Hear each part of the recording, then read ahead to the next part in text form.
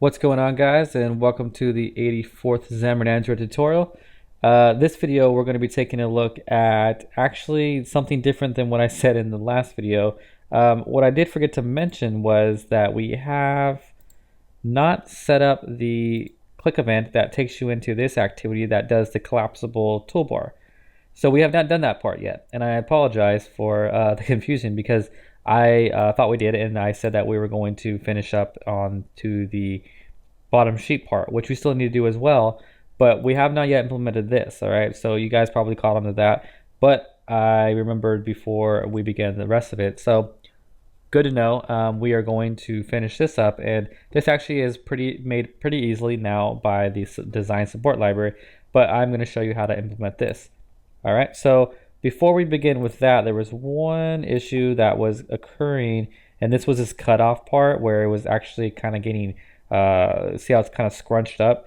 And the reason why, guys, was because we forgot the line here. This is the drawer layout. This is the actual holder of the entire thing of this activity. And we forgot this little guy right here, which is fit system windows equals true. And what this does is basically tell Android to expand to the whole window, including the status bar.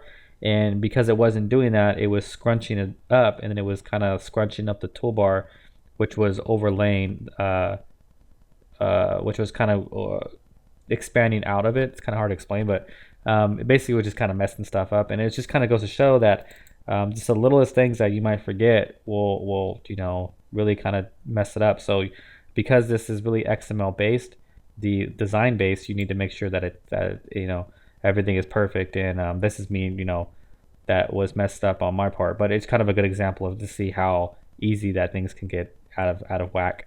And as you can see, that's what fixed it, and we're looking good. So we don't have this set up yet. Let's go ahead and set that up now.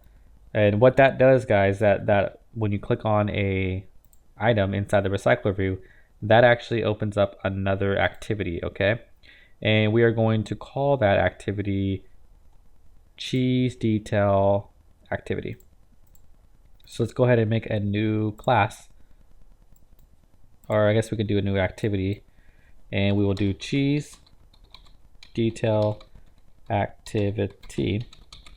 All right, and when that with that being said, what we're going to do is we're also going to need a new layout. So let's go ahead and make a layout that's going to be inflated by this new activity. So it's a new AXML, and it's going to be called activity, and we'll do cheese, let's just call it detail AXML. And this one's going to be it's actually not too bad too. It's actually just something that we're going to wrap around, and then we're going to have a nested scroll view inside of it. So it's a lot to write out, guys. So I think it's kind of easier for me to, since you guys probably have the project file, or if you want to follow along, what I'll do is I'm going to copy and paste it over here, and I'm going to walk you through it step by step. But it is quite a bit to kind of get, and that's just because it's kind of like a hard set stuff. But check this out. We're starting with a coordinator layout like we usually do with a lot of the design stuff now, and this is what's going to be telling the let me go ahead and oops, that's not right. Let's open this thing up. Let's cancel that. Okay, so what this is doing is it's going to have a coordinator layout, and it's talking to this collapsible toolbar, and it's also telling this button to kind of roll with it, and telling it to do some stuff as it does, as it expands, as it collapses entirely, to disappear, as you can see. And you can scroll through and add more items if you want to see more of it, but that's basically the end of it right there. So we start out with a coordinator layout. An app bar layout has to be a direct child. We've kind of witnessed that already. And here's the collapsible toolbar.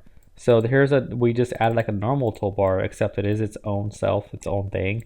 It is a collapsible toolbar, and this is a scroll out flag that basically says from the other one. Remember, we had another scroll out flag, and just to jog your memory, I believe we had the other scroll out flag here, which we told it to enter always. And that means that as soon as you scroll up, it'll come back and enter always. Well, this scroll out flag, remember I said we're going to look at some other scroll out flags. This scroll out flag will exit until collapsed. And that means that it will stay there until it's collapsed.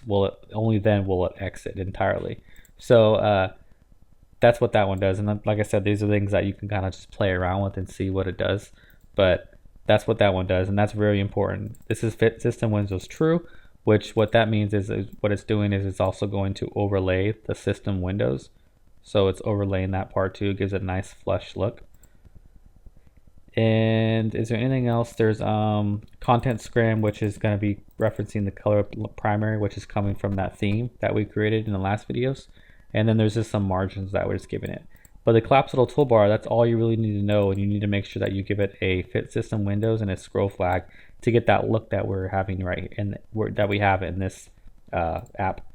And then we got to give it an image view. So we want to give it the image view that actually the toolbar holds. And notice that it's a child. The image view is a child of the collapsible toolbar. So the collapsible toolbar, it isn't a toolbar itself. It's simply just a layout that holds something, and in this case an image view, and of course a toolbar. So the image view is pretty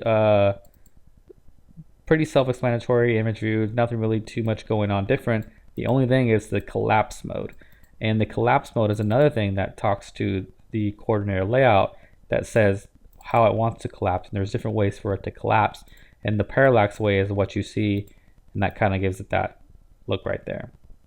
All right, and then the toolbar is simply just the same thing, except the collapse mode for this is pin, and what that means is once it gets collapsed, that it just gets pinned and stays right there. And you can have other layouts that you can play with too that will then go ahead and act differently depending on what you set the collapse mode to.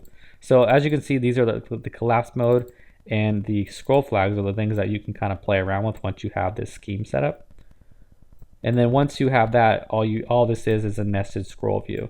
And then once again, remember we have that layout behavior, and this is what also talks to the coordinator layout that says the app bar scrolling view behavior, which means that, hey, this is something that the coordinator layout needs to listen to, because when it scrolls, you want the coordinator layout to do stuff. And the coordinator layout knows to do stuff when you set this, and it knows what to do by the flags that are inside of the these widgets right here. Okay, so it knows to exit until collapsed, it knows to collapse in a parallax manner, it knows to pin the toolbar, and then it knows what to do, and it knows when to do it based on this guy right here. Okay, so the rest of it is just a linear layout that has a card view, and there's a card view. It's just this thing right here that has a text view, and then info, and then just a card view, text view, info. So it's just a linear layout with stacked cards. Okay, so it's just nothing really too much going on here. Just a linear layout inside of here that's in a bigger linear layout that stacks the cards itself. But this is what actually allows it to scroll. And that's what's nice about that. And the last thing I think is really important is the floating action button. Because at first you'd be like, where's this guy coming from? What is this thing doing? And what this is doing is it's basically just following along the toolbar. And the way it knows to do that is based on the anchor. So it's anchoring the app bar. And that's what the coordinator layout is, what takes care of this. And it says, okay, I know where to put the floating action bar. I know I need to put it to anchor the app bar, and the gravity, which is in the context of where it's anchored at, is the bottom right end, and not the bottom right end of the screen, which would normally be right, but it's the bottom right end of the thing that is anchored on, which is the bottom right end of the app bar. And remember, the app bar is this whole container up here, and the app bar holds all of this stuff right here. So this is essentially the app bar. So we can do bottom, if we wanted to have it on the left side, what we would do is bottom left end, or bottom left start, I should say, and that would pick it over here, or center or whatnot. So that's what that's doing right there.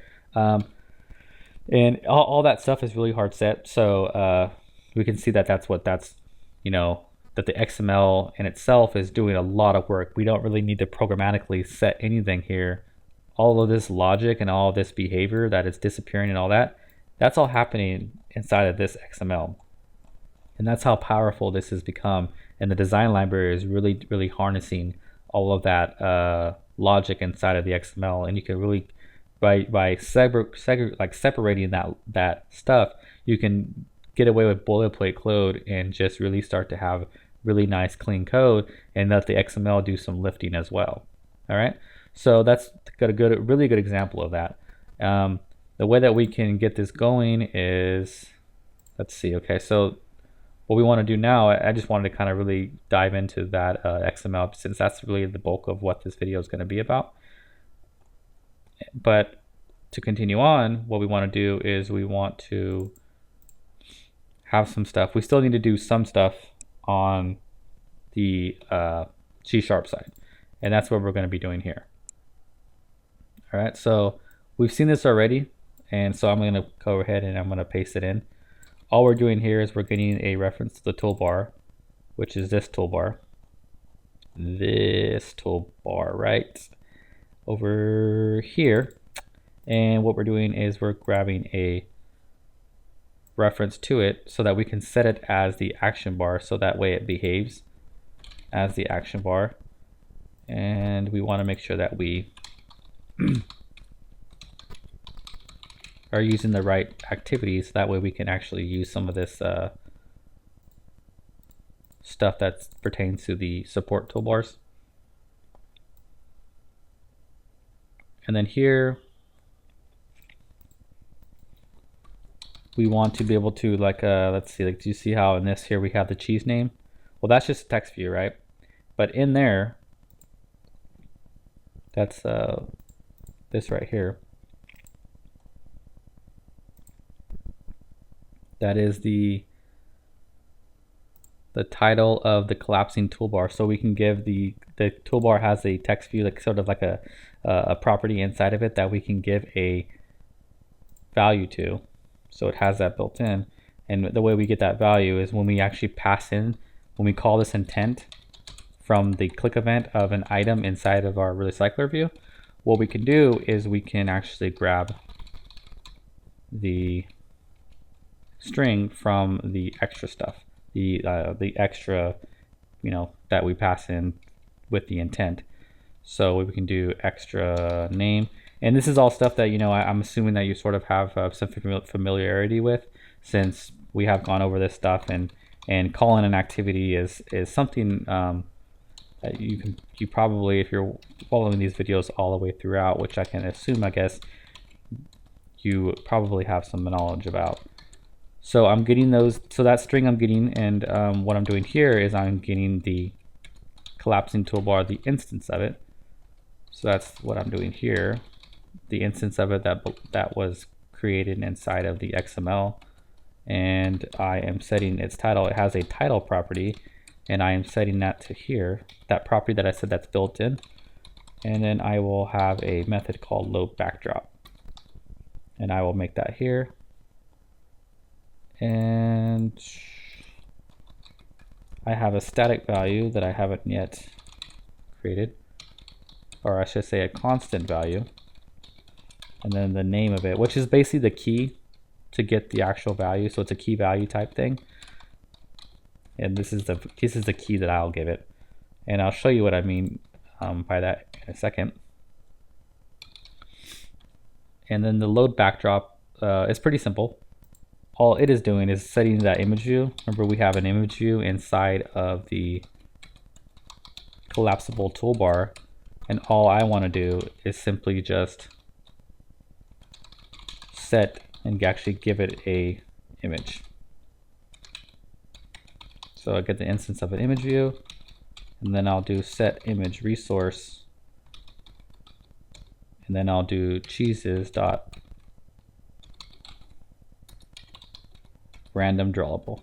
And remember, we made that in the other helper class, And that's just going to give me a random drawable, and then we'll go to that method to, if you want to jog your memory. This is going to give me a random drawable. Just something to put there to get the example across. And then there's just some kind of boilerplate code that I'm just going to kind of paste in. And these are, you see what I mean by this just finishes the activity when they hit home and it takes you back. And then this one,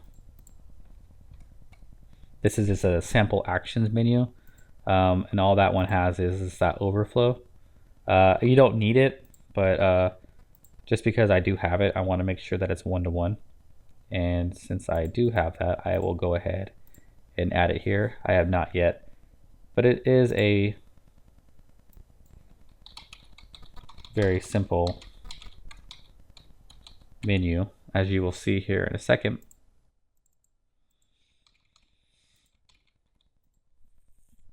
And that's all it is there. And because it's show as action never, it will create that overflow, the three vertical dot icon.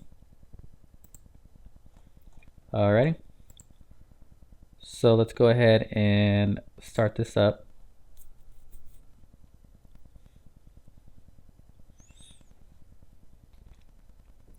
Alright, so notice that not much has changed, but when we click on this, nothing happens. And the reason why is because we don't have a click event listener. And with the recycler view, there's not really like a with a list view there was, but with a recycler view up until this point at least, there's not really like a de facto way to do it. There's some ways that you can get around with it, but it kind of couples the adapter and the fragment, or I'm sorry, the adapter and the corresponding activity or fragment that you're calling it with. And you know, there's good ways and there's bad ways to that.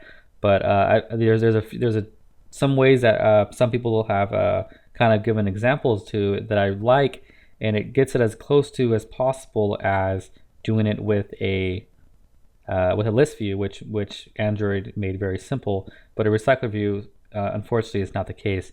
But here's something that I would like to share with you guys to make the click events as easy as possible, and you can probably be able to use this in your other recycler view or apps that use the recycler view.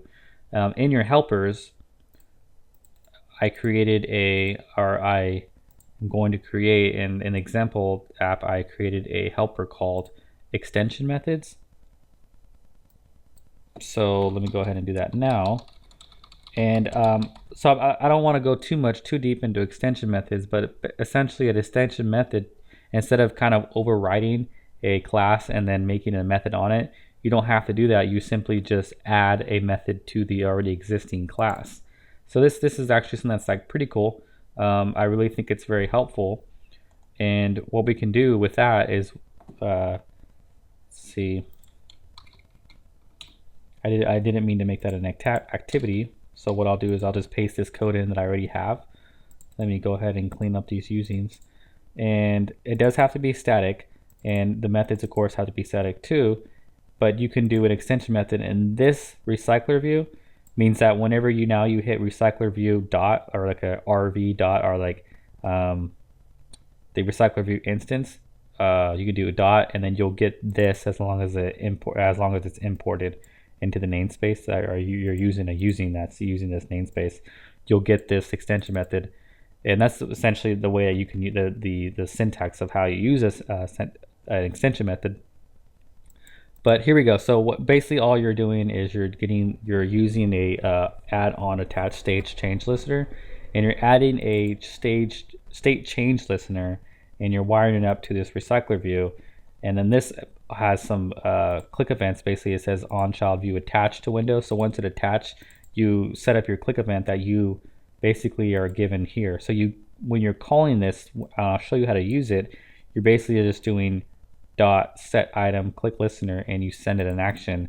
So whenever it happens, the appropriate one is called, the appropriate item in the list gets called, and then it will then do its thing there. And then the way it knows that is you got to give it a recycler view, the position, and the view itself.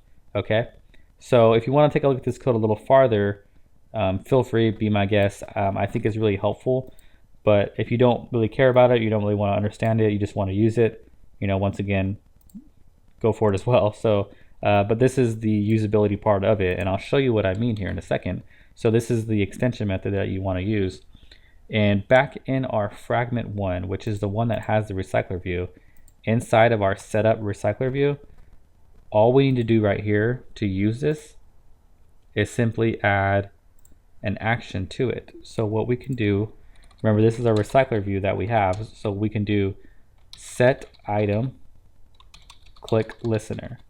And notice that nothing's coming in yet, but it's because we need to bring in our namespace. So now that we brought our namespace, notice this. This is what's really cool about extension methods. You can now use it just like a normal method, and you never had to override anything or anything like that. That's what I think is really cool. And what you want to pass in is the recycler view. And these are the variables that are going to be named that throughout this method. You're passing in an action, which as a lambda. So the position and then the view. And these are values that it's going to pass to you whenever something is called. So this happens. So an item has been clicked. All right. So first I want to get the context, and I can get the context from the view. And then I can call an intent. So I want to call an intent, pass in the context, and then I want to call the cheese detail activity, which is the one that we just created a few moments ago. And then I want to put extra. Remember, I'm going to put extra. Remember, I use that extra name.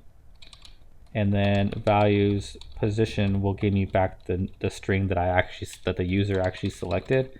And then with that context, I will start my new activity. So remember, this extra name corresponds to this name, and this is the key, and that's how to get that value back out. And the value that I'm passing in, remember, is the name of the item that I clicked on. Okay, so what's really nice about this, guys, is basically you just have to set this up, and then this will get called anytime that you have a click event, and it'll pass you in the position, which is usually the thing that you want the most, and then of course the recycler view, and then the actual view that was clicked. You can get all that, and that's all done through mostly through this right here. All right, so that being said, let's go ahead and run it one more time, and we should now be able to get a click event from the from this new extension method that we have made.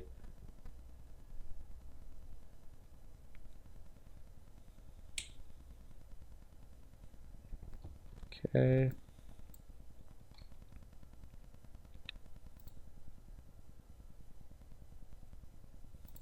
Oh, it looks like we have a little bit of a problem.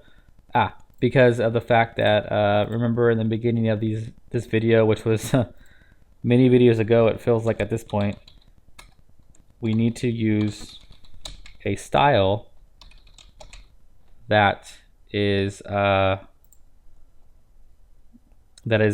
inherent from the app compat, which, I'm trying to jog my memory here, is theme.design demo. All right. So basically, it was trying to it's using coordinate layout, and in order to use this new coordinate layout and all of its goodies, we need to have a theme. The activity that is using it needs to be a part of a theme that inherits from app compat, and it wasn't, but now it is. So let's go ahead and try this one more time. All right, so looks like we're getting another no reference. No problem there. Let's go ahead and see what's going on here.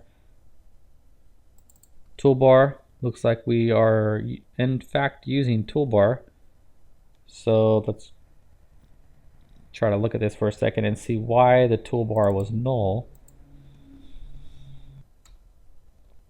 And if you look here, I may have got rid of it. Obviously we shouldn't have.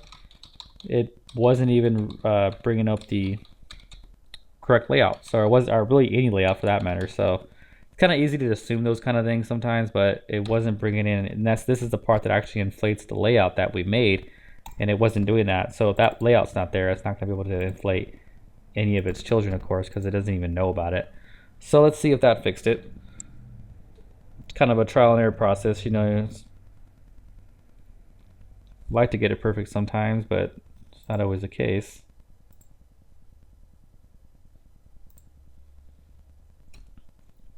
All right, looks like there's card view is having a problem bringing that in. And you know what, guys, it might be because of the fact that we don't have. So we look over here in our references. That's one thing that I didn't bring in was card view. So sorry about that, but it looks like we didn't need it until that point, so we got away with it until then. So what I will do is I will go into my NuGet and I will go into browse and I will look up card view, and there it is, and I will go ahead and give it a quick install. So these are things that, you know, just kind of trial and error, just as you know, as on a React basis, really, as you kind of see them, react to them, and fix them. And you know, I could kind of like take some of this stuff out, but I kind of like to, you know, if it doesn't take too long, I like to leave that stuff in. That way, you know, mistakes do happen. I make them all the time, and if you can learn from my mistakes and save you time, then you know, definitely I call that a win. So let's see if that took care of our problem. Rerun the app. Let's see. So it's still complaining about the theme.appcompat theme within that. Shouldn't be though. Let's go ahead and take another look at this and try to think about why that's not doing it. So I do have a theme.design demo, but and that does inherit from appcompat, but it just, for some reason, it didn't like it. So let's kind of think about this for a second. Never hurts to rebuild the whole thing.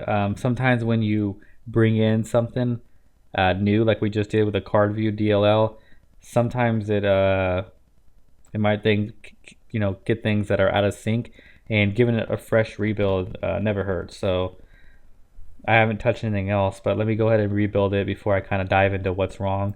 And this is kind of my way of kind of showing you guys my procedures of fixing errors. Rebuild first, hope for the best, cross your fingers, and if not, then go for something else. But let's see if this is gonna fix it, because that part just didn't make sense to me. So when something doesn't really make sense, it's kind of like, you know, is something wrong with me, or is there a library that's out of sync? And it looks like this time it was, that was kind of weird, but it looks like a fresh rebuild is what fixed it. And if you guys ever run into a problem that doesn't really make sense, just always try to rebuild. Sometimes I even forget. You think it's something that you did, but sometimes you did it right, and it's just something that's not right with the framework for the moment being. All right, so it's looking pretty good. Looks like we are getting the same behavior. We get that parallax, and we get the pin on the toolbar. We get that button that is there until it is pinned, and then it just simply collapses. And make sure the backup, yep, the back button is working good. Everything else seems to be good as well.